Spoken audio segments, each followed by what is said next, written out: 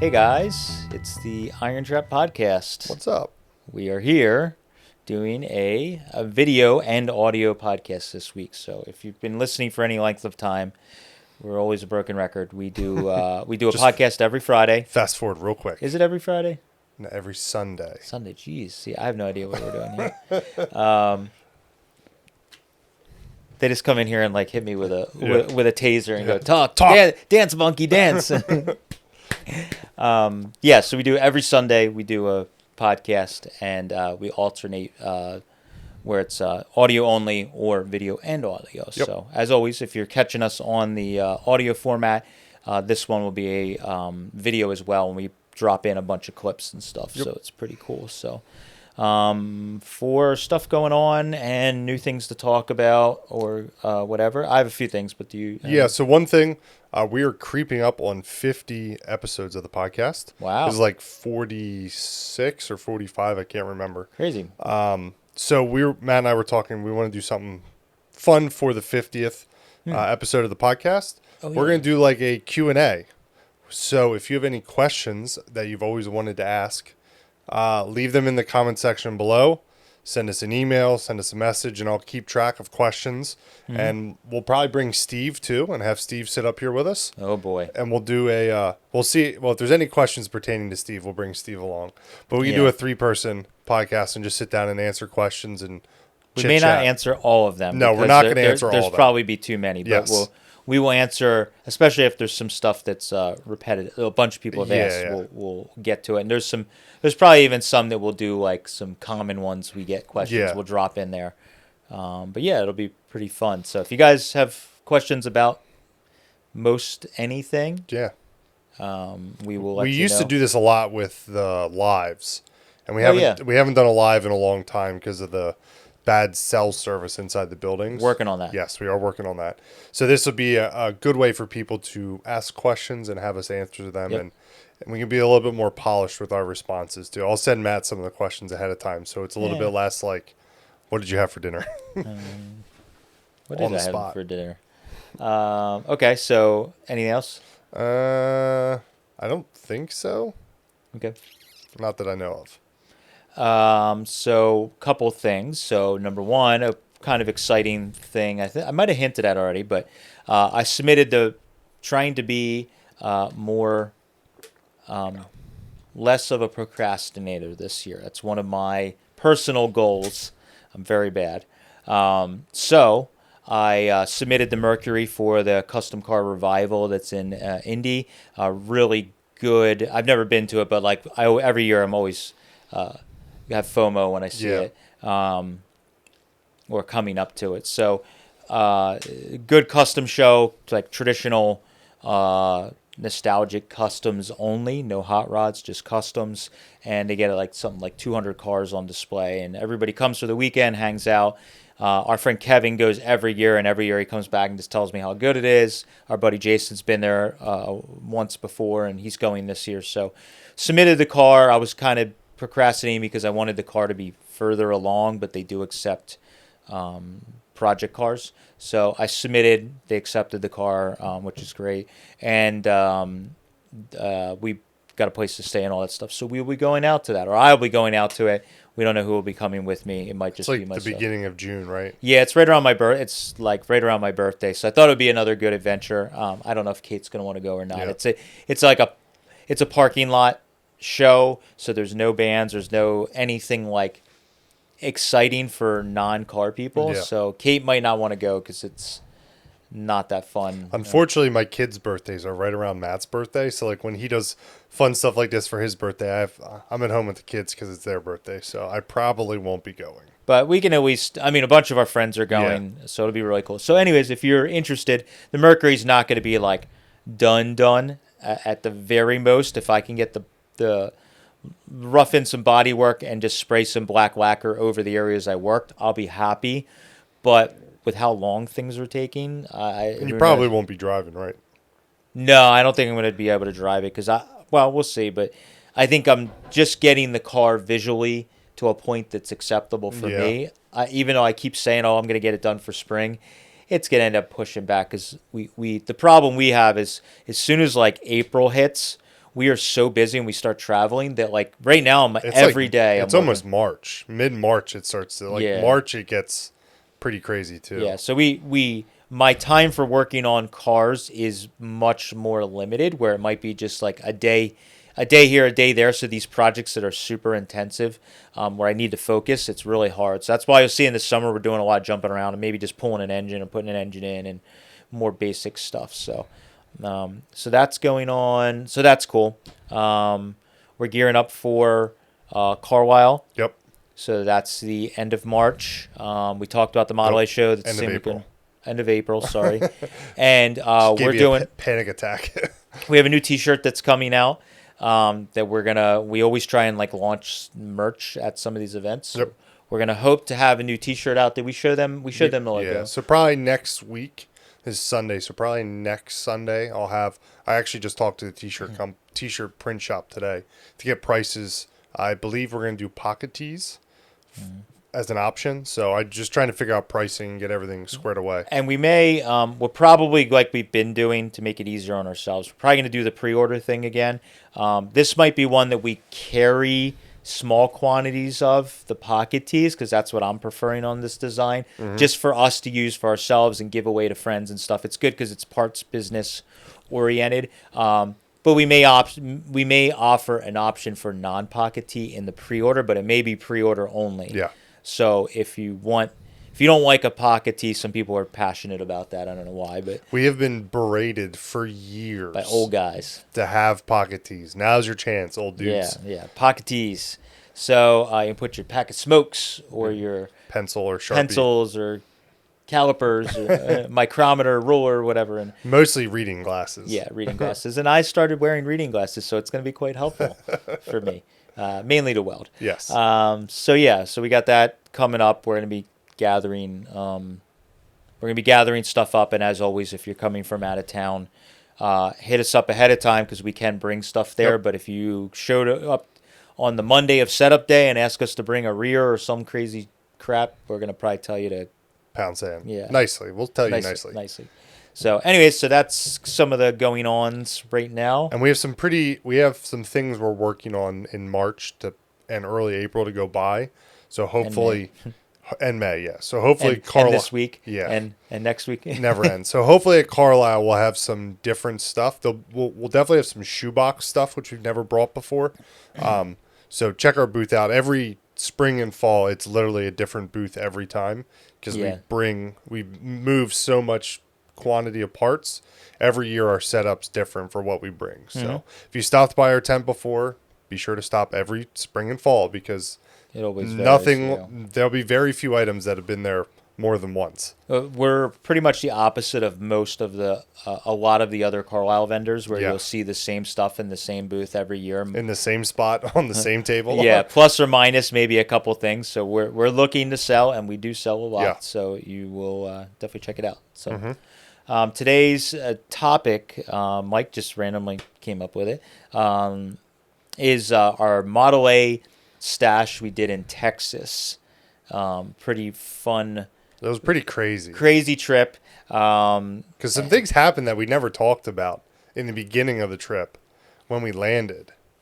Oh, yeah. I don't know if we ever talked about it.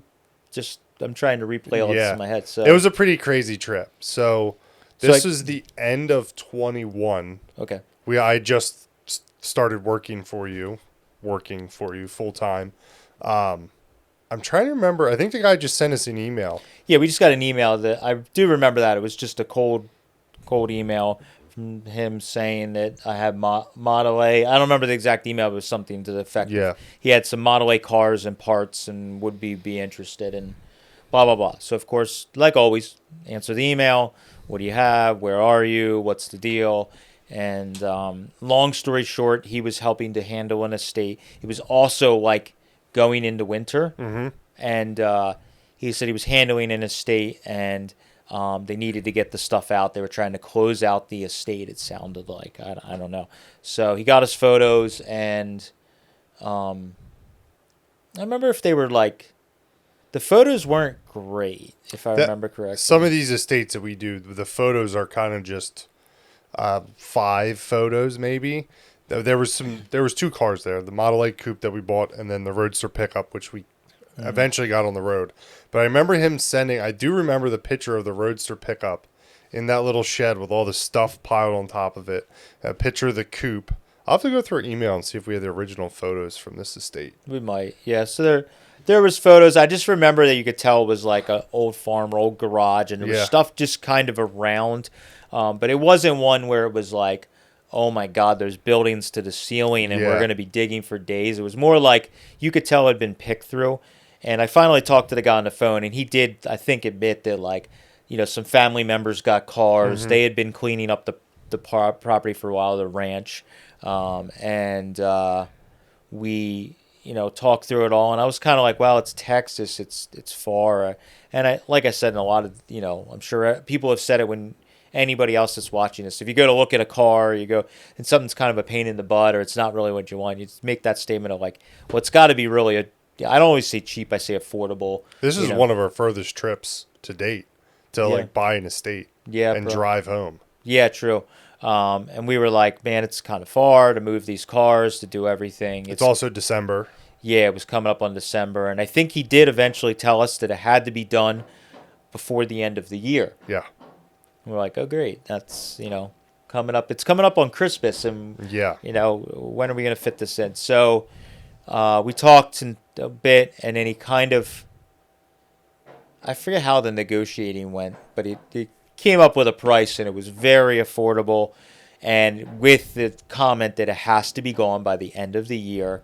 But we don't have to take everything. We just had to take, you know, he was trying to try and take as much as possible that was old car related. So the price that he offered, I figured, well, the cars are kind of worth it.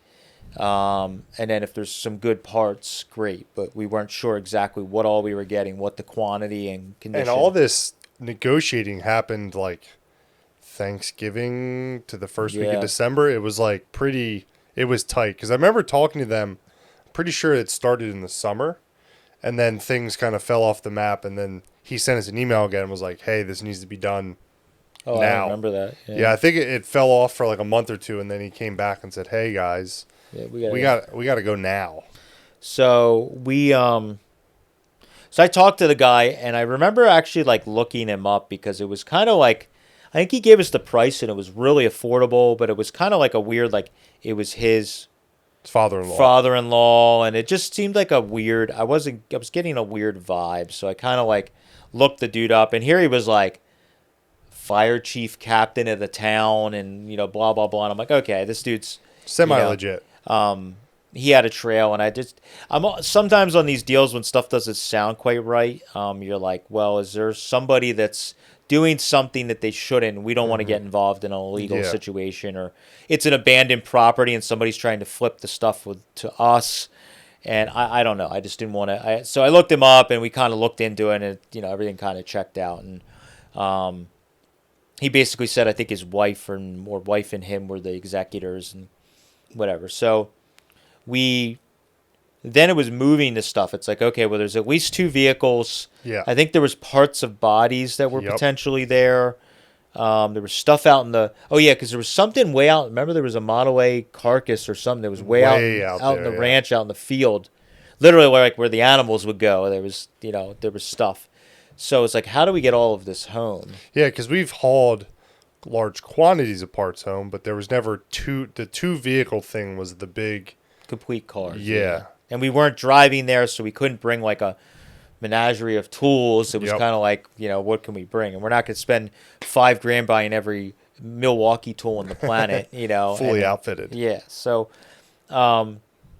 we get, like, in our comments, we get a lot of people that offer their help, offer if we're ever coming out their way and all this stuff. And believe it or not, even if we don't answer you, if you seem like legit or it seems like something that could be helpful, even if we don't answer or really give you a one-word answer, we probably do save your information because there's instances where it comes in handy. Yep.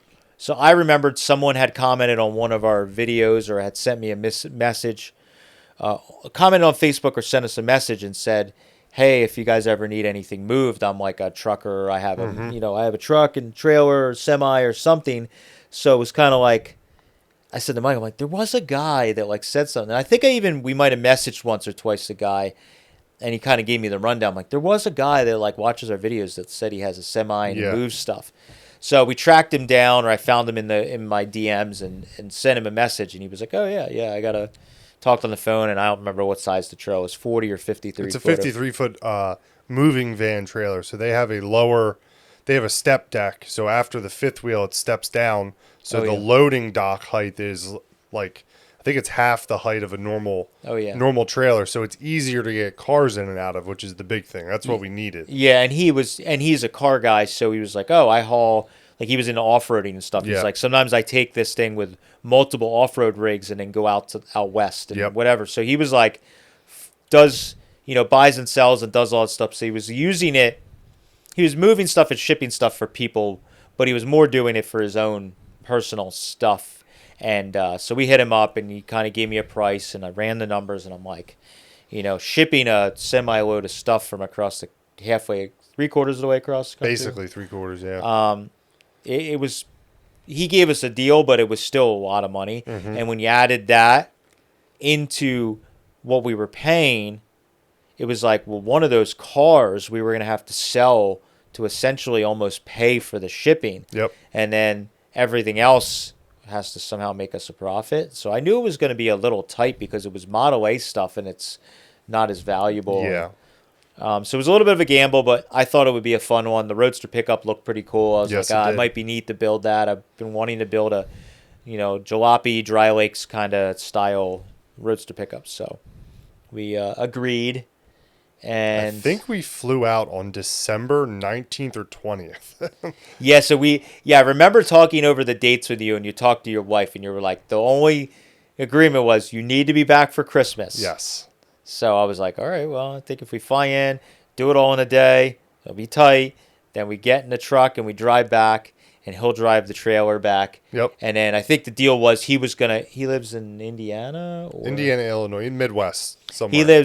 He was going to stop part way for the Christmas and holidays, and then he would bring the truck and trailer to us. Yeah. So we're like, okay, I think this will all work, but it's a tight window. Very tight.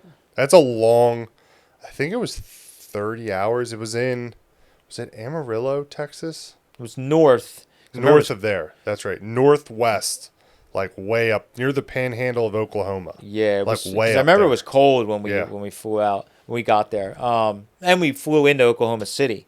That's right, yeah. So it must have been pretty far north in Texas to be the closest airport. And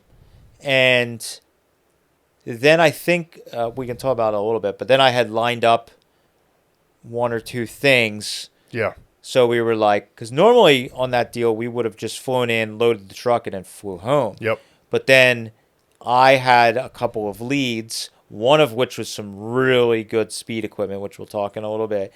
And it was like, well, why don't we just get a small box truck? It's as cheap as renting a car, and we got a 16-footer or something. Well, yeah, we'll also get into what we ended up with. Yeah, we drove a 16 or a 12-foot, the smallest U-Haul truck you can rent. We drove home. Yeah, so we rented a Penske truck, and then so that was the plan. So So to start this off, when we flew out, Matt was like insanely sick. You were just getting over it. I was getting over being quite sick. And I was just through the middle of it. And then we later found out Matt and I both had COVID. Yeah, I had it, but I didn't have a real bad case of it. Yeah. And then I thought I just had the flu, and then I was sick for like 5 days, and then on the drive home, I realized I couldn't smell the gas coming out of the gas nozzle as I was filling the truck. I was just like, I can't smell anything. And then like we had dinner that night, and I couldn't taste anything. Oh yeah, we stopped at a Mexican spot in a college town in like Memphis, Tennessee. Yeah. And I couldn't taste anything, and I was like, well, that's that. But I was sick as a dog for like 5 days, and then we were both pretty sick driving. And then my wife ended up with it while we were gone, and my kids.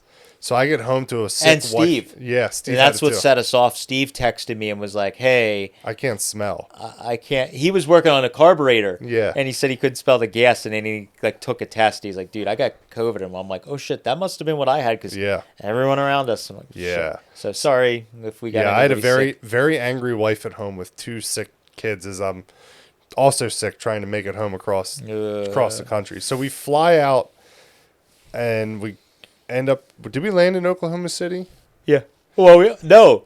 We Was it flew our into, flight? We flew into Tulsa, and then we landed in Amarillo, I think. No. I think it was Oklahoma City because that's where we had that Mexican food. Oh yeah. Also, talking. Again, back to the whole thing. We referenced the places we ate Yeah. Mexican food. So it was Oklahoma City. I remember that because Yeah. we stayed in a hotel, and then the next morning we were getting Yep. our U-Haul or our Penske or whatever. And was that the one where our flight was really late? We had to run. We were like in Charlotte or somewhere. And we almost missed our flight. You're thinking of. So back up. You were thinking of when we went to Missouri to buy the T Roadster. Okay. That's where we had the Mexican with the jail bars on the windows. Oh. So this one we flew into Amarillo Oh, okay. because I remember getting the truck in Amarillo. We were like right by near the airport. Oh, We okay. flew into somewhere and then took a small plane. I remember flying on the small plane because I couldn't stand in the center of it. I had to like cock my head to the side. I don't remember remember any sitting of like this. Yeah. curled up in the back. I Don't sat remember in any the. of We booked our flight so late. I sat in the very last seat. In that it's a real tiny plane where the stewardess actually sits in the aisle in a little jump seat. Oh, yeah. And I sat between a very large woman, me, and I can't really fit in the plane. And then there's a stewardess in the aisle next to me. I vaguely remember that. Yeah. So I'm pretty sure we landed in Amarillo. Now. Okay. And then we woke up, went to Penske to get a truck. And this is where the trip started to unravel very quickly. Yeah, we went to the Penske to get the truck. And we're sitting there waiting for the Penske. I think we were sitting in like a little office area. Yeah. And we hear something. Sounded like someone started up a race car. It was loud. Yeah, it was loud. And we're like, that's weird. I wonder what they're doing. Yeah. And then it was like the guy was gone for an uncomfortably long time. We're just like sitting there like, all right, playing on the phone. Yeah, I'm texting the guy at the estate like, hey, we're at the Penske. We'll be there in an hour or whatever Yep. it was. And then the guy comes in and he's like, so. They cut the catalytic converters out of the Penske truck, the entire fleet, all of them. Because it was a Monday or something we were in there. And so basically, the guy's like, yeah, so they cut the catalytic converter out of the truck we were going to give you. I'm like, okay, well, just give me another truck. And they were like, The only trucks they didn't hit were the diesel trucks. So I think the only one they could rent us, because all the others had lift gates, was a 26-foot box truck.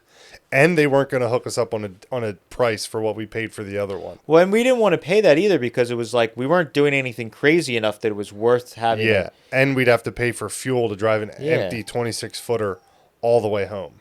So we're like, no, what can you do for us? And the guy's like, well, we have another hub somewhere, but it was like an hour or two away. It was 2 hours because it was 2 hours there, 2 hours back. So he would have had to send one of his guys, mechanics or whatever, to drive out there, get the truck, and then come back.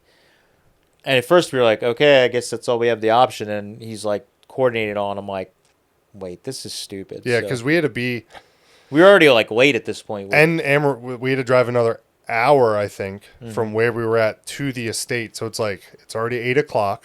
We're already 2 hours, we're like an hour behind. Now we have to wait another 4 hours for a car. This will never be home by Christmas. And remember, we lined up, like I mentioned, like with the 34 state I did, we lined up the shipper to be arriving at like 10 a.m. Yep. that day. So we're like, he's arriving. He's driving from like Indiana to Texas. Yep. And then we got the guy at the estate like put aside this day to do it. And so then we were like sitting there and I'm like, well, let me see if we can get a U-Haul. Like they're gone trying to figure it out in another room or whatever, you know. And the town we're in, Amarillo, is not that big of a city. Yeah. There's not like some of the cities you fly into, there's like 10 Penske terminals, there's 10 U-Haul places, and you can find what you need.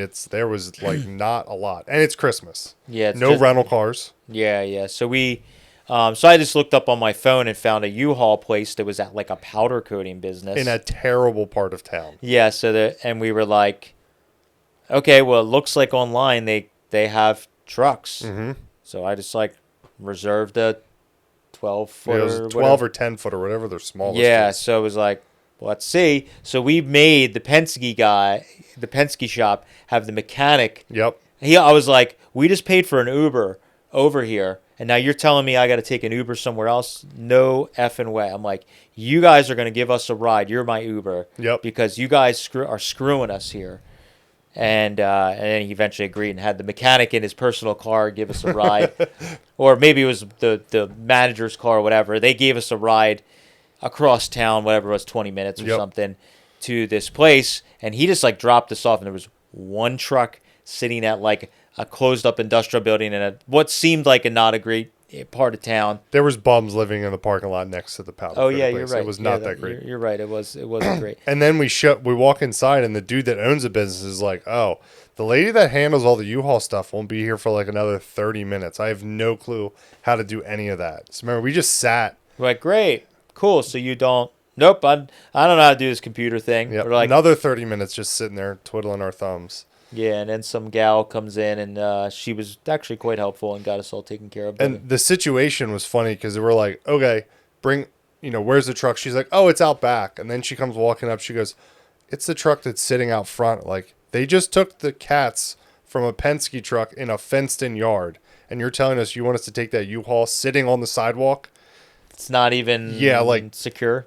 And I remember turning that key on, just going, "Please have cats." I think we looked underneath of it and saw it was still there. It's but like, yeah, if this doesn't have cats, we're still driving it. We have no choice. We have to drive. Whatever. So luckily, and it was a pretty beat up. It was one that like they weren't doing long distance rentals with that U-Haul, so it was one that was a well loved U-Haul. Had a lot of miles, if I remember correctly. So, but we rented out. We eventually got there. Got to the estate, and we're just like already exhausted from all this nonsense, and then, dying from being sick. Yeah, and then we get there, and the guy didn't. I mean, we told him we were having like a semi come, and the guy was like, "Oh yeah, you should be able to get in." And then we get there, it's like an old timey ranch. So there's I forgot about this. There's like an upright, like a lot of old ranches, they have a big gate, and there's like a wooden big welcome sign with a thing. I think it might even be metal that was like over it. Well, it wasn't tall enough to get his truck and trailer underneath. You could drive a small box truck, but you couldn't get that in. We're like, how are we going to get in? We're not ferrying all this stuff like quarter mile down the lane or whatever it was. So we're looking at everything. He's like, well, I mean, it's pretty solid through the field. So luckily, Eric,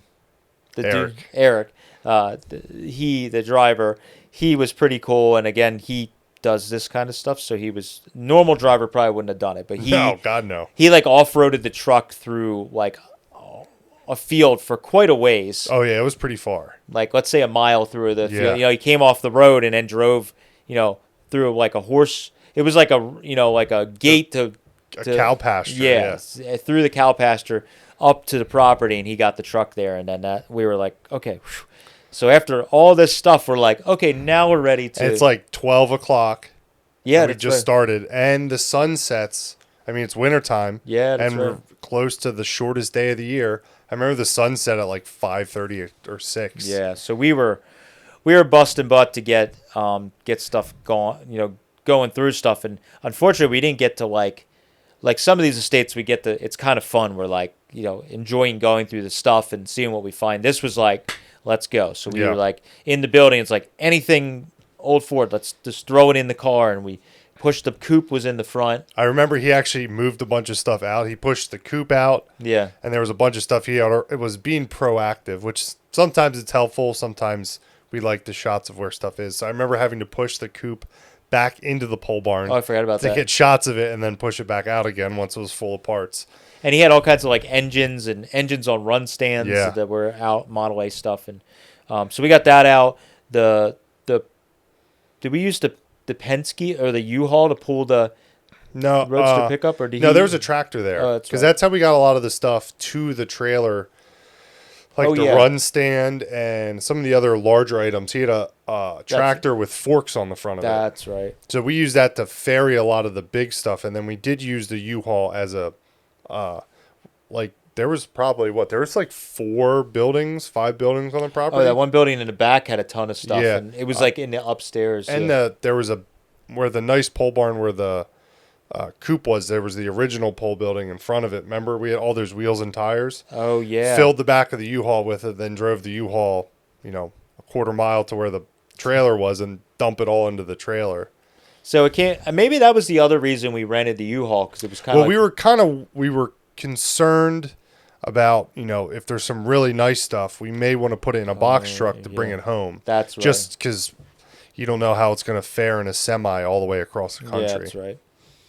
But yeah, I remember the coupe was pretty nice. Coupe was really nice. And we sold that to a customer of ours in Delaware that is still. I think he's working on it. Yeah, he's been. It hasn't been taken off the frame, but he's building a whole new frame from ground up to just take the body off and put it right on. And we sell them parts, every couple months. Yeah. So that's cool that car's getting used. So that's sold very quickly. But the Roadster pickup, I kind of knew I was going to do something with. We didn't really say it in the video, but I had a plan for that. And funny enough, that was the first year we did Allentown swap meet. We were like, I don't know if this swap meet's going to be that good. And that guy that bought the coupe was like, I'm looking for a Model A coupe. We're like, we have one for sale. It's on its way from Texas. Yeah, we got the right one for you. But I remember going through like all the buildings, and there was like antique-y stuff, and I was making deals on like, non-car stuff. So About that go-kart? Kick-ass go-kart. Yeah, we found a pretty rare. Was it a dual engine? I don't. It was like an old 50s. There's a great photo of you sitting in it. That's right. There's like I think it was like a 50s era like racing go-kart. I'll have to look back. One of my old coworkers restores go-karts and vintage race cars, like small midgets and stuff.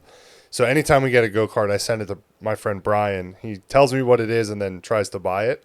So as soon as I send it to him, he's like, I know exactly what that is. I need one. I have engines sitting on a shelf for it. How much do you want for it?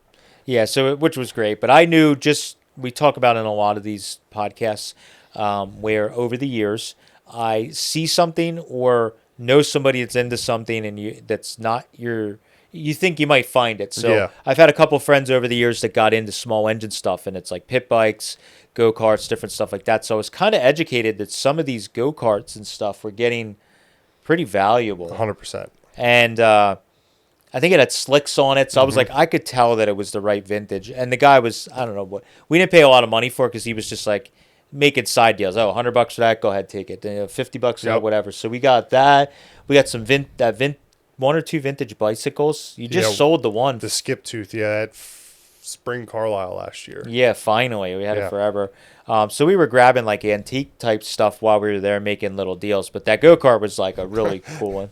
I just remembered that the anvil that we bought there was the one that we couldn't sell at Spring Carlisle that one year. Remember, you were standing on the corner barking at people? Yeah, I was trying to... Don't try and sell an anvil at Carlisle. It's a terrible... Anything big, heavy. Vices, too. Vices are terrible. But the anvil, I was just catcalling and people... Not catcalling, but I was just like yelling at people and playing the circus announcer. Oh, it was so funny. But, so yeah, we got a bunch of neat stuff a lot. At that. There was definitely a lot more stuff than we were anticipating because there was just nooks hidden in every building. And there was that one building across from where the coupe was. There was a shed or whatever. And we started going up on the shelves and it was like all kinds of neat stuff. And there was remember that loft that had the staircase that was on a chain hoist? That was in the back, right? No, that was in that front building. Yeah. Didn't we find some other antique stuff up there? What did we find up there? I have 2 guns in the warehouse that came from there. Two toy guns. Toy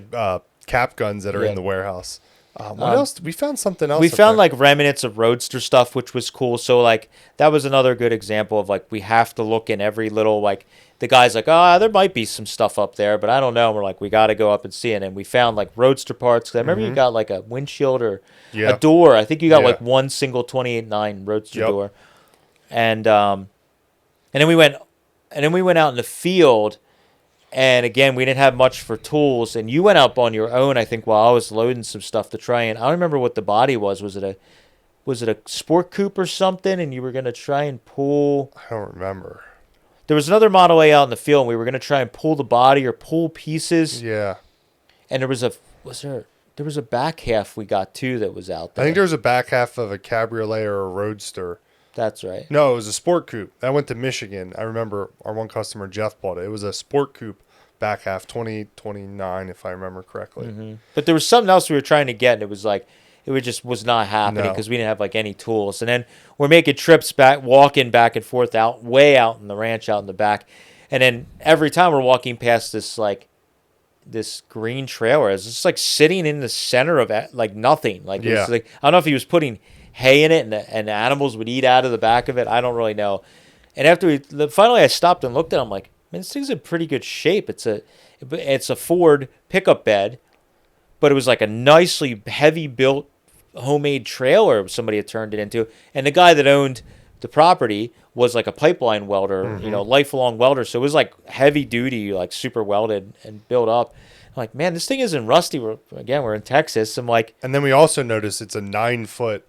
It's a bed. long ass bed. Yeah, so it was like pretty much rust free. It still had green paint on it, and it was like super heavy built. I'm like, man, we could probably use this around the shop. Yeah. So we had the guy hook the trailer up to it, or the tractor, and he drug it back, and we shoved that into the trailer at the end, and that takes up like it takes up as much space as a Model A. So it was like having a third car in there. Mm-hmm. Yeah, so we had 2 cars, that trailer, and then there was 2 or 3 engines on a run stand, and just like piles of stuff everywhere. Yeah, there was a bunch. There was a lot of big stuff, a lot of wheels, like you mentioned, wheels and tires. We were selling Model A wheels for a long time from that estate. Yeah, pieces of body and all kinds of stuff like that. So we didn't. The 53-footer was probably overkill, but we wouldn't have fit it in a 26-foot trailer or 26-foot box truck. And our whole problem was, because I remember some people made comments in the video or the social about us not filling the trailer like it was overkill. But you have to remember, like, because there was complete vehicles, it's like, how do we get like, say, a 26-foot truckload of parts and 3 cars, essentially. It's like this, and it's like the only way I could figure out was getting in one shot was to get this guy to do this. And his cost was probably equivalent to us, or maybe just a little more than renting 2 box trucks and driving home. But how do we get these cars up into a box truck? So that was the whole problem. We've now figured that out a little better, but still, it's not easy to get a car into a Model A into the back of a box truck. At all. So I think even fitting what we got into 2 26-footers would have been tough just because of how weird shaped everything was. And the other hard part would have been unloading them. It's just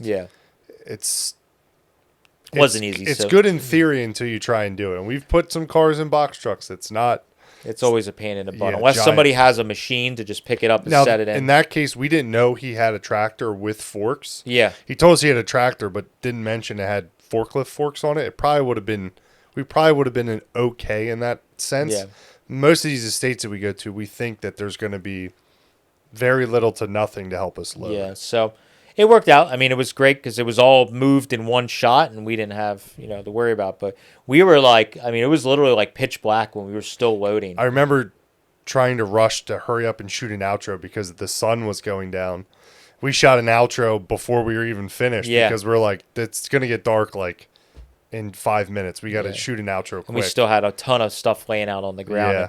And I remember we were able to get that really cool shot of like, I think the coupe was halfway up the ramp, and then the Roadster pickup was sitting behind it. That was so and good. It was like, the semi, and it was obviously in the background. You could see it was like a huge, farm or ranch or whatever. So it was just a neat photo, and that was like a lot of these trips we do. There's always one image that's burned in my head. A lot of times it's the thumbnail. Yeah. But like the 34 state, there's a few images that are burned in my head. That one, it's that particular shot.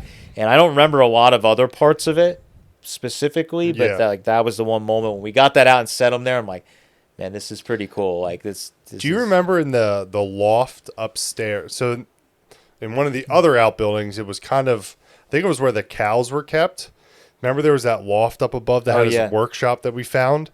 Remember there was a Model A engine up there? Like 15 feet off the ground in this loft that was kind of his workshop? Yeah. And complete Model A engine up there. Yeah, and it was like a lot of heavy stuff up there. And like you could tell someone hadn't worked up there in like I remember it took you guys a while to get the door open. It was like Yes. jammed shut. Yeah, it was like up those stairs, and then we had to like bang to No, get you the guys went up a ladder, I think. I don't think there was stairs there. Yeah, I thought maybe it was flip downstairs, but maybe it was just a ladder. I think there was just a landing with like a handrail where the door's at, and we put an extension ladder up to get yeah. up to it. Yeah, that's right. Yeah, and it was just like the floor was not great. It was, and we left a bunch of stuff behind in that area because we didn't get to that little area until like it was starting to get dark, you Yeah. know? And we dug around and found a bunch of stuff, and I left a bunch behind up there. It was like, grab all the Model A grills. I think I might even left some radiators behind, which I probably Yeah, shouldn't have done. and we left a lot of stuff in the field because we just Couldn't get it out of there. we got a Didn't have late time. start. We didn't have any tools to like really cut up any bodies in pieces. Yeah. Just what was loose from chassis that we could pull off. Right. So we got everything loaded up, and it was basically like dark, and we were like, if it wasn't for Eric helping us, Yeah. we wouldn't have gotten that stuff all loaded because he not only was he moving the stuff, he actually helped us load and pack. Yeah. You know, so without his help, I don't know if we would have got it all done in a day. No, definitely not. So it was great that he helped us with that. So the little bit extra we maybe paid him to move it on top of what we would have paid for 2 trucks. It was definitely worth having a third set of hands. Yeah. And if we would have hired any other driver, they would have just sat there and smoked cigarettes and watched us run around like a bunch of nitwits. And they might have even charged us after so many hours just to not be loaded. Definitely wouldn't have driven through the field. No. They would have been like, no way. So then he went on his way, and I was like, I remember that was the huge relief moment when he was pulling away. We're like, all right, thank goodness. Yeah. You know. Well, not until he got out of the field and back onto the road was it yeah. like, okay, he's clear of the mud. We're good to go. Yeah, and it was dark, so he was pulling out in the field in Yeah. the dark. So we were like, okay, thank goodness. And we got in our little box truck and, headed on our way. So basically what I had lined up was Well, first we had to make it from there to Tulsa, to Chad's. We like bombed. oh yeah, we stayed with Chad. We Yeah, that's bombed through like nothingness of Texas That's and right. Oklahoma to get to Tulsa, near Tulsa, where Muskogee, Oklahoma, where Chad and Mike are from. Yeah, so those guys we've met them years ago. Yeah. And I just knew them from the internet and stuff. And then years ago we met them because they, like we do, they run all over the country going to swap meets and car shows and just having a great time with this stuff. And we gotten to know them over the years. So it was like, like they've stayed at my place before. And all different stuff. So like we knew we were kind of near him and we were heading west or east. So we hit him up and he's like, oh yeah, you can come stay tonight. I needed a place to upload a YouTube video was the big thing. Oh yeah, that's right. Yeah, That's yeah. one of our many challenges on the road is I'm always trying to upload stuff in like hotels with the worst internet Yeah, yeah. possible. So yeah, we were trying to get to him. So we had to. It was on top of doing all that craziness in one Yeah. day. We had to then drive hours to Yeah. get to him, and I think luckily enough, he was cool and stayed up. But we Yeah. got there pretty late. It's a bad drive too. If you've driven across anywhere, nowhere in Texas, we were on like just 2-lane roads through the middle of nowhere, and it's just a straight road for hours. Nothing to just see, and we're nothing. tired, and it's yeah. dark as shit. And we're sick. Yep, Don't forget that. trying not to die. Yeah, hacking and sneezing and whatever. That was probably one of the worst. But yeah, so we stayed with him for literally just like an evening because we had Yeah. to get up early the next morning. And was it Missouri? Arkansas. Arkansas. So we had to then get from him to Arkansas like that next day. And we had originally, or no, that was what we were planning to do. Yeah, that was. Yeah, so the hard part was getting the Chad. And then we were like, okay, we're going to go from him to Arkansas the next day. I don't remember how far that drive was, but It was pretty far because we didn't get to that guy till like dinner time or no, it was like 2. Okay. So what it was is a lot of times, like everybody, we watch, you watch Marketplace, you watch The Ham, you watch all these different places where there's for sale ads. And I think maybe as we were negotiating this deal, one of our viewers had sent us an ad on like I think it was the Minnesota Street Rod Club's I think it might have been Wisconsin Street Rod Club's classifieds online, which not a lot of people use anymore. It might have been a forum or something. And there was an ad for a guy advertising a McCullough blower. And I'm like, the guy sent it to us, and I was just like, yeah, it's probably already sold or whatever. Because the guy, I think, even said in the message, like, this was listed, like, back in October, and we're in, December. I don't know if it's available, but thought you might be interested. I'm like, I don't know. So then I looked at the ad, and the ad was written kind of funny. And there was only one photo. No, there was 2 or 3. Oh, was there? Yeah, there was the McCullough blower. No, you're right. There was 1 or 2 photos of the blower, and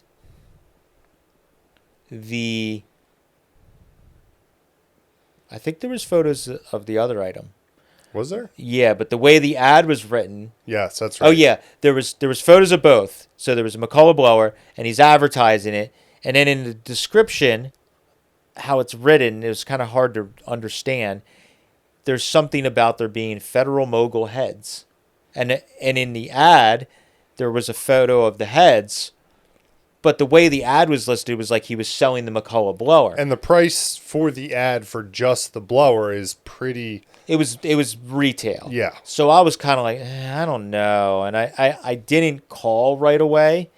And then when we started getting this deal put together for Texas, I'm like, well, we might be kind of going by that guy. Let me give him a call and just see.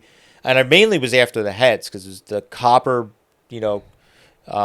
copper bronze Federal Mogul heads, Holy Grail speed equipment. So I was like, let me see. Maybe even if they're like almost retail, I've always wanted a set. I might step up if we can go and see them because I also didn't want to buy something like that, whatever. So call the guy, start talking to him. He tells me the long story that basically, I'll make the short version. His father was the ace mechanic in the area. In like 1940, roughly, his father used to do work for a doctor, and he was the ace mechanic. The doctor ordered a McCullough blower and a set of Federal Mogul heads for, I think it was a 40. I vaguely remember that. But I don't remember the model of car. Maybe it was a Roadster, I don't know. And he wanted him to put the McCullough blower and the Federal Mogul heads on a car to make like a ultimate flathead hot rod at that time. He bought obviously the guy had money because 2 of those items that, very expensive and stuff even back then. And he's telling me all this stuff, and they couldn't get it to run right, so then they changed the car up, and he pulled the stuff off. And his father, from 1940-ish on, had all those parts and never did anything with them. Then he died. The son got them. He had them all a good portion of his life because the guy was in his... Probably late 70s, early 80s. He was pretty up there. I mean, his son, who we met... Oh, yeah. ...was like your age. Yeah, you're right. Or older. Yeah, probably older. So he's like, I had these all these years. He had a little bit of parts and stuff kicking around when we were there, but like he was like, I don't really have, I never, it's not like I built hot rods. I just thought they were neat because my dad had them. I really should just get rid of them. So I put them up for sale, and somebody told me that Wisconsin street rod thing was the place to advertise. And I'm like, okay. And I said, well, so he starts talking about it. I'm like, okay, well, so what all comes with, so I kind of was fishing around because the way he was talking, it sounded like maybe the heads were included because he said they were on the same engine. I'm like, well, what all comes with the, what all am I getting for the price? And I tried to say it in a way where I wasn't giving my cards up. And he's like, well, of course you get the blower and the heads come with, and and then he starts listing the hardware for the heads and but there's no extra stuff with the blower. It's just the McCullough supercharger with the intake. And I'm like, oh, okay, so I'm getting the heads. And I'm reiterating what he's saying. He's like, yep, okay, for this price. And he said, I think it was $3,000. I think was the price. I thought it was $5,000. Oh, was it $5,000? I think it was $5,000. I thought it was $3,000. I don't remember now, but it wasn't. I didn't get like a super deal. No. Maybe it was $5,000. I thought it was $3,000. Oh, shit. I don't remember. Because I thought it was like, it was half of what they should be worth together. Maybe that's what I had in my head. And I was like, 2,500 and 2,500. Yeah, maybe it was $3,000. Maybe it was $5,000 because 2,500 and 2,500 would be $5,000 if that was. Yeah, you might be right. I can't remember anymore what I paid for this stuff. It's so long ago. I knew it was a decent deal. Yeah, that was. So I'm like, okay, well, I'm going to be driving right past you. Is cash good? We get there and we kind of got the box truck, small box truck, because the guy said he had other stuff. And we were like, well, he's got this kind of stuff. What else does he have? And so we get there and it's like pretty clean place. He had some stuff, but there was super killer property. He lived on a like small private airport. Remember, all the houses had hangars. Oh yeah, that they could just pull out and taxi off a grass runway and fly away. Because he had a Model A. It wasn't a grass runway. It was a proper. Oh, was it? Yeah, because we watched planes flying in and out. Because we went into his hangar, which was on the property. Because they lived in a community that surrounded an airport, basically. Because he had a Model A. Yeah, he had some kind of Model A in the hangar. Yeah. That he showed us, but so we got the box truck thinking he might have other stuff. We ended up literally just buying the heads and the blower, and we drove all the way home from Arkansas. And neither of them went in the box truck. The blower was between our seats, and the heads, I think, were behind. We put them behind the seats. Yeah, there was nothing in the box. And the only thing we carried in the back of the box truck the whole trip was some leftover pizza. No lie, we literally had leftover pizza. We got it in our luggage. In our luggage, yeah, but in there. Well, I didn't really have luggage because I had just my bag with money and my camera bag was the only thing. So he drove the whole way with this box truck and the parts in it. Funny. I do remember we looked at just getting a rental car to just bomb home in, and it was like the more money, or there was like none around. $2,000 or $2,500 because rental cars one way are insanely expensive. And it was like the U-Haul was like $800 if I remember correctly. Yeah, it was like, okay. So, I guess we're driving a box truck. So it worked out totally fine. But we, so we ended up getting that. But I was like, it was worth it for those items. They were holy grail items. We got to, hear a killer story about them. Both of those items I still have. So those heads are on what we call the DeLorean Roadster. Those are those copper heads, Federal Mogul heads. Definitely one of the best items I've ever scored as far as rarity goes with speed equipment. And it's super satisfying because they're on a car being used, running, proving, Probably the only set on a running and driving car at the moment, correct? I think in the U.S., there is a guy in Germany that's a flathead nut. Oh, okay. And I think he has an earlier style set on a 32 Roadster, and he's driving it. He might even have a Scott blower on that engine, too, or something. But, I don't know of another. Definitely in the States, I'm the only person I'm aware of that's actually using their set and driving them. The Bob McGee Roadster has a set on it that was restored, but that is a museum. Yeah, I think it's in the Peterson or something. Oh, okay. I was just going to ask who has that. And that car doesn't drive. I mean, it may be on and off a trailer, but it's not actually on the road. And as anybody went to Hershey saw, I drive my fucking car. Yeah. I drove it out there. I parked it there. I use them like just normal cars. I parked outside my hotel. It's just a car, but it's really cool to have rare speed equipment when you open the hood. It's just part of the fun. So, and the blower is sitting behind us with the line of blowers that I've been collecting. Which one? It's the red, the red one. Dark red. Yeah. So it's basically the great thing about those parts were it kind of. His story seemed like it wasn't BS because both of those items were like, they looked like they were never used. Yeah. So the blower is like still got all the red paint on it. The intake has the red paint on it. And like the pulleys barely have any wear on them. So it like, and the heads were like super clean. He just had cleaned them a little bit because they started to turn green. And I remember even when I got them, they were turning green again from the copper or whatever in them. Oxidizing, and then we ended up just like wire brushing them to clean that take the oxidation off. And the heads were also complete. The hard part about those heads are the water manifolds and the little standoffs to hold that water manifold in place. I've never seen the standoffs. And it also had spacers because they were going on a stock engine. The studs are way too long, so they actually came with these little tiny pipe spacers that would take up still have them, the thickness of the difference in thickness of the head. So that was crazy, and I still think like I've never seen another set of heads complete with all those pieces, which is really cool. The manifolds are hard enough to get, and a lot of guys will just like I've seen even on the Bob McGee Roadster. I think they had to recast water manifolds, and if you look at the little like standoffs that are on them, they don't look like the originals. So that's pretty cool to have that, and that was why. Even if those things were retail, I would have bought those heads. Maybe not the blower. I don't know. Yeah, they never. All the sets that I've ever seen up for auction, and it's like 3 sets I've ever seen. They're always just the heads, no manifolds, no nothing. It was like a complete kit that that ordered from Federal Mogul. Yeah. Was just not in. It was complete, just not in the box, and you never see that. And what was kind of cool was, and it's still to this day, it's one of the few sets I've seen of 59 AB of 24 stud heads. Yeah. Because the Bob McGee Roadster is a 21 stud set, and they're the same style heads that are just one-piece heads that are copper, but his are, the set on that are 21 stud.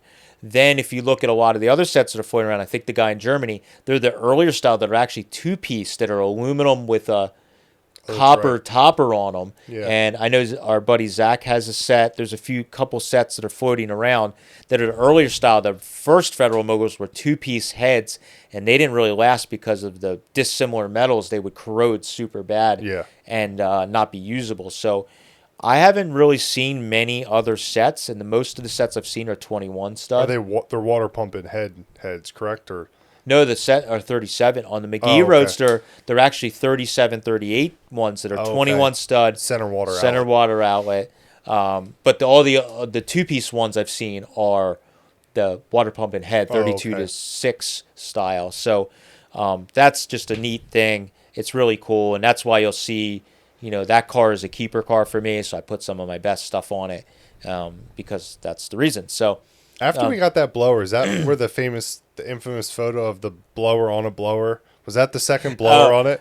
No, that was after that one. I won it at an auction. I sold that one. We sold it at Hershey. Oh, that's right. I forgot. There was an estate auction online that the dude had like 3 or 4 McCullough blowers. There was a lot of good stuff. I remember. Actually, I think we sold it that year at Hershey. Yeah.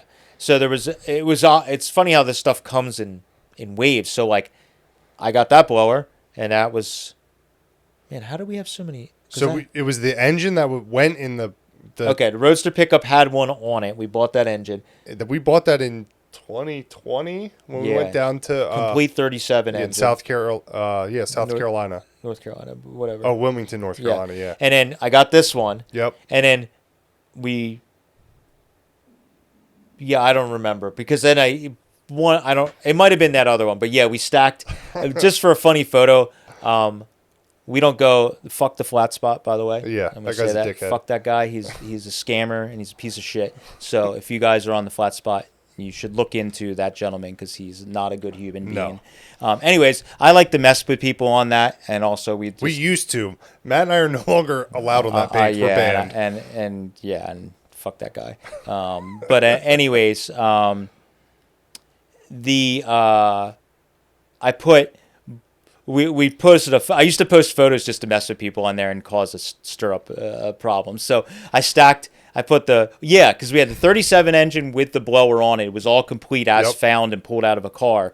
And then I took that other blower and I set it on top of it so that it looked like it was like double blown. And I put something like a serious comment, and people were just like discussing how it was possible or something. My favorite one was when you put your Scott blower on or in the trash can, one of your Scott blowers, and you're like, my neighbor had this sitting out by the scrap pile. Should I go back and grab it? I did another one. I did a couple like that, yeah, because I did all the 32 grills sitting, and I said I went to my neighbor's garage, and he was going to throw all these out.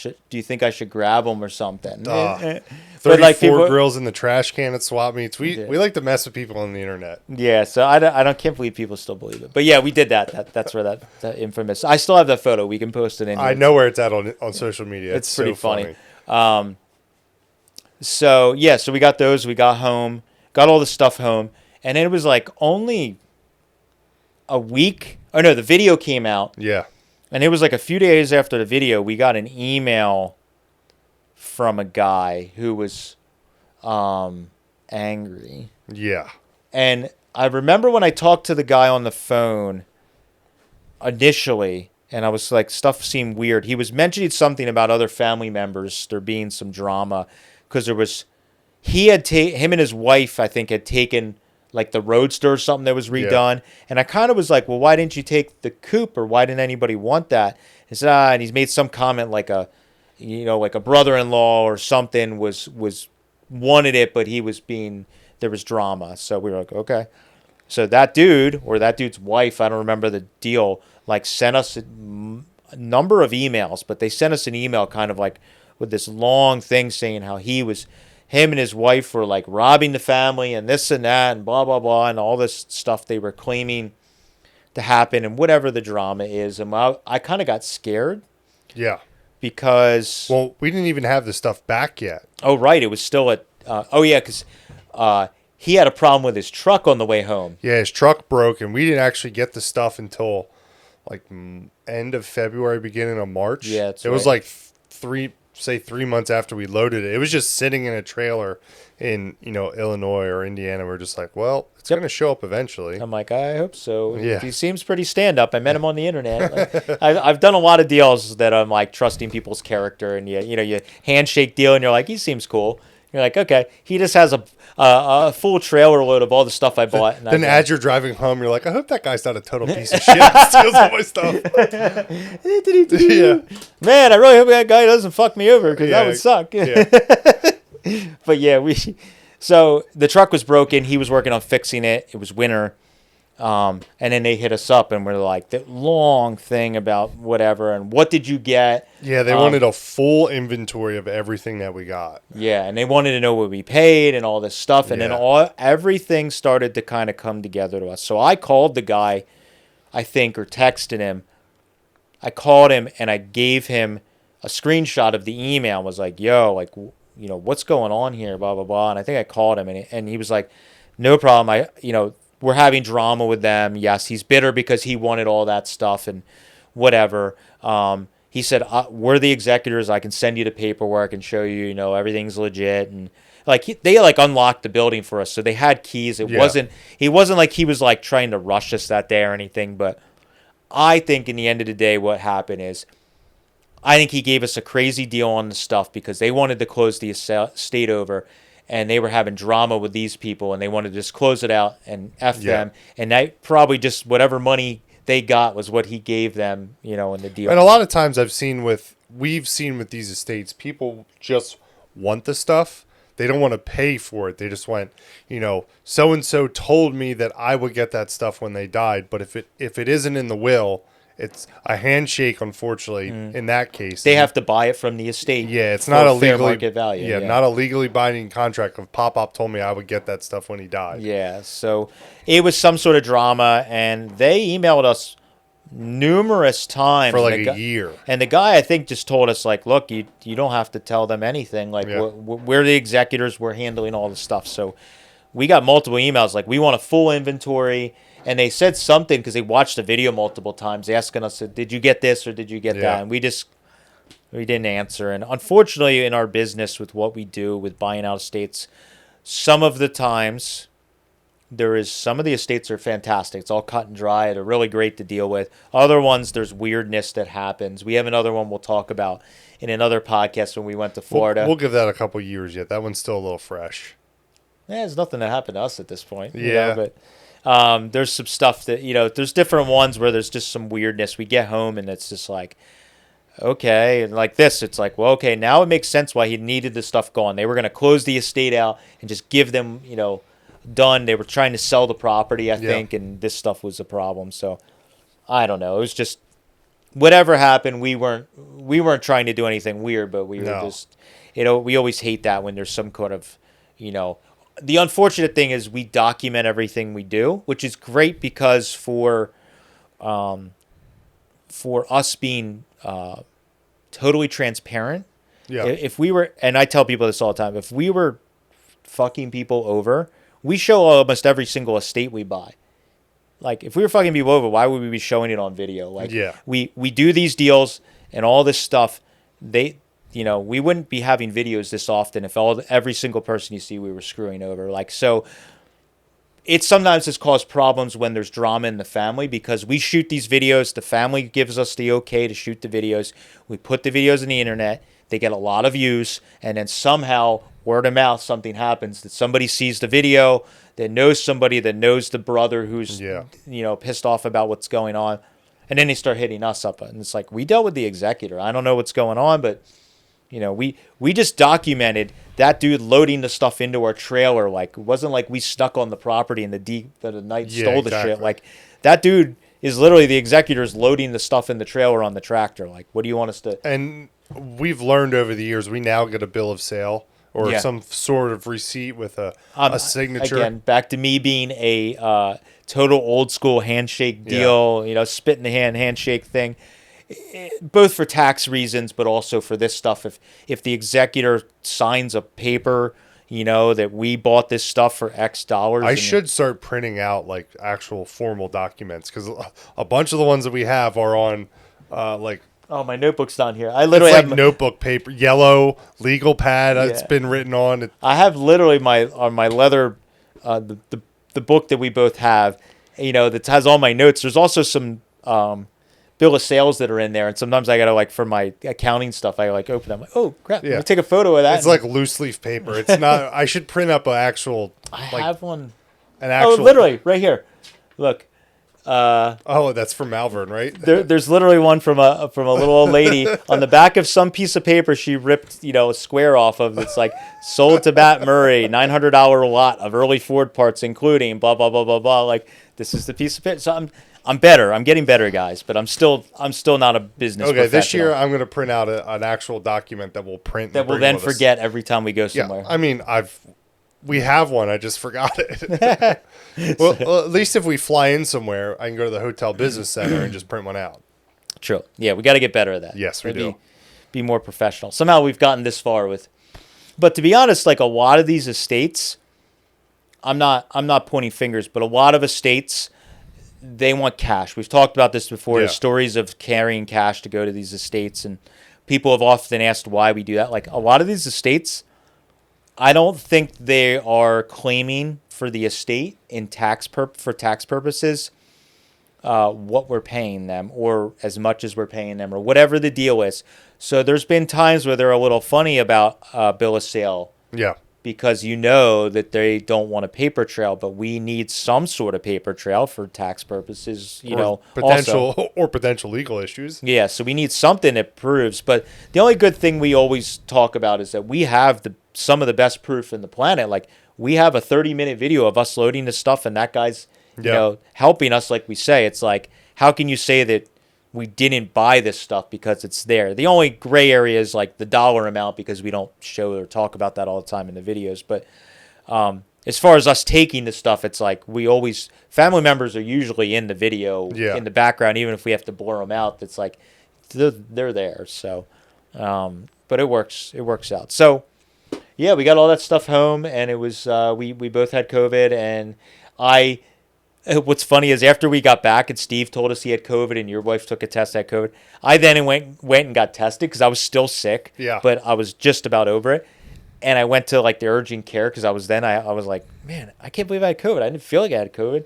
And I got tested. I was negative, but I was already so far past that it didn't matter. But I was like, still couldn't believe it. But I definitely did, because I was the first one to get it. And then he was patient zero. It was patient zero. I don't know how, because I don't really leave my property during the winter very much. Kate was also sick too a little bit, I think, wasn't she? She might have gotten it, but didn't have as bad of symptoms, and I got it. We don't really know. Somebody could have came here to buy parts or visit on a Sunday, and it shook my hand, and they had the early symptoms. I don't know, but that was a pretty. So crazy. The Roadster pickup ended up staying. Got on the road. If you haven't seen that we did a full time-lapse video of that project start to finish. Let me put that in the it'll be in the video description or podcast description.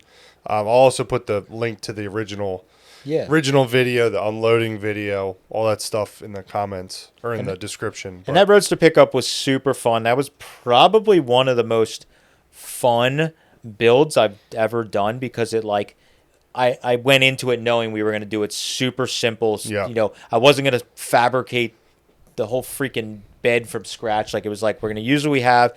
One of our viewers ended up selling us a much nicer bed for it.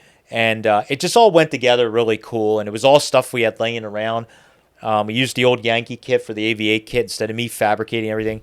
And it was just like a fun, cool Roadster pickup. I sort of miss it because it was like it was so simple and fun, and you know, it wasn't that it was like crappy, but it was just like a Just fun, a down dirty jalopy. yeah, it was just really great. And one of the cool things was that was we had the Swedes visiting us that after I got that thing done and driving that spring, we had the Swedes come and visit us for a month.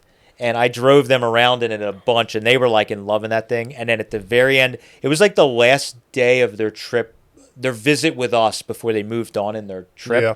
I let both of those guys drive it to go to the flea market and go get ice cream or whatever, you know. And those dudes were like never had driven an old hot rod. So after they were with us for like a month and they were hanging out and riding cars and having fun, I'm like, all right, guys, now's your time. Here's your keys. Have fun. Yeah, and I rode with them, but it was just like I have a lot of really in the short time that we had that Roadster pickup, there was like a crap ton of really good memories in that truck, and it was really fun. But it was like all of our problems, it was like we were too many cars, and I kind of decided, well, you know what, this is the one I could recreate the easiest out of all of these. Yeah. And the other thing that happened is the green 32, I had purchased that, and we knew that when we went to get that and brought it back, we were going to be tight on space, and we had a viewer that was for a while then trying to buy the Roadster pickup. So it was like, you know what, I probably should call him. And Strike while the iron's hot. we took it to Relics Riot one last time, so Yeah. we took it out to Michigan and drove it around back roads on Michigan and had it at the show. And it was just like for the short time we had that truck, I had a lot of fun, and I drove the crap out of it, you know, locally during that time, and it was great. So out of that whole trip, you know, I kept the blower, the heads, and then we built the Roadster pickup, and then now that lives in the Detroit area. With Yeah, if you see one running around that looks like ours, it is ours. Yeah, it probably is ours. He lives right outside of the Dearborn plant, I believe. Yeah, he's in the Detroit, Dearborn, the greater Detroit area somewhere. He lives, and so if you see it bombing around, that's a little Roadster pickup. You can't miss that thing. So that's one of our another storytelling podcasts done. Hopefully you guys enjoy these. They're pretty fun to think back on this stuff and reminisce about it. We're now getting to the point where they're ones that we've done in a little bit closer history, so they're easy to remember all the funny random stuff that happened. Yeah, but they, as you guys have noticed, a lot of it bases around food, mainly Mexican food. So a lot of fun. So thank you guys for listening, watching, following along. As Mike mentioned, we're coming up on our 50th podcast.